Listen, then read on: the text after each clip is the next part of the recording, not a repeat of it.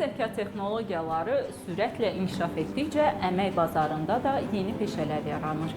Bunlardan biri də süni intellekt mühəndisliyidir. Bəs bu mütəxəssislər nə iş görür və gələcəyin iş mühitində onların rolu necə olacaq?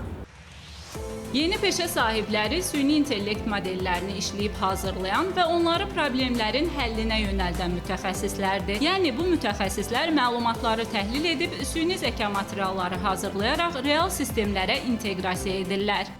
Süni intellekt mühəndisliyi deyiləndə çox insan bunu səhv anlayır. Bunu ya prompt mühəndisliyi ilə qarışdırır, ya da ki, ümumiyyətlə bir süni intellekt, machine learningi yaratmaqla qarışdırırlar. Amma süni intellekt mühəndisliyi artıq yeni yaranan bir peşədir. Hansı ki, süni intellekti deyək ki, bir şirkətdə tətbiq eləmək, şirkətin istiqamətlərinə, maliyyəsinə, mühasibatlığına, marketinqinə, bununla məşğul olan adamlar əslində süni intellekt mühəndisi adlandırıla bilər. Bu özlüyündə çox peşəkar bir sahədir və kifayət qədər bilik tələb edir. Mütəxəssislər hesab edirlər ki, yaxın illərdə bu peşəyə maraq sürətlə artacaq. Çünki artıq şirkətlər təkcə rəqəmsal alətlərdən istifadə etməyi deyil, onları iş proseslərinə səmərəli tətbiq etməyi də hədəfləyirlər.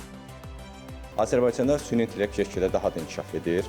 Təhsil, səhiyyə, maliyyə sistemləri, dövlət və özəl qurumlar, biznes sahələrinə artıq süni intellekt inteqrasiya edilib və orada müəyyən proqramların köməkləri ilə məlumatlar analiz edir, qərarların verilməsində süni intellekt böyük bir potensiala çevrilir.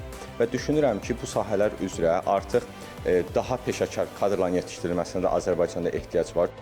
Bu həm də müasir dövrün tələbidir. Bəs bu tələbə uyğun təkliflərin hazırlanması və təqdim edilməsi məsələsi nə dərəcədə realdır? Artıq Azərbaycan dövlətinin qarşısında yeni prioritet vardır ki, texnoloji inkişafı təmin etmək.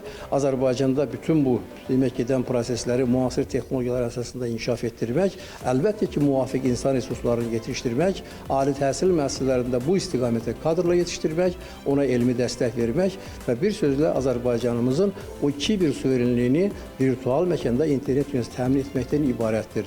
Peşəkar kadrlarla yanaşı texnoloji avadanlıqlardan düzgün istifadə etməyi bacaran məlumatlı istifadəçilər də olmalıdır. Yeni dünyaya inteqrasiya edirik və yeni dünya texnoloji bilikləri əslində tələb eləyir və texnologiyanın sıx əməkdaşlığı da əslində tələb eləyir. Çünki biz buradan həm də faydalı məlumatlar əldə edirik, biliklər əldə edirik, xarici dillərimizi təkmilləşdirə bilirik. Bu əslində çox vacib bir faktordur. Yəni əslində biz süni intellekt texnologiyalarını qırağa qoymamalıyıq, öz həyatımıza düzgün şəkildə inteqrasiya etməliyik. Görünür, yaxın gələcəkdə peşələri fərqləndirən əsas bacarıqlardan biri də məhz süni intellekti düzgün tətbiq edə bilmək olacaq. Rəya Salmanova, Nail Şahbazov, Telesəhər.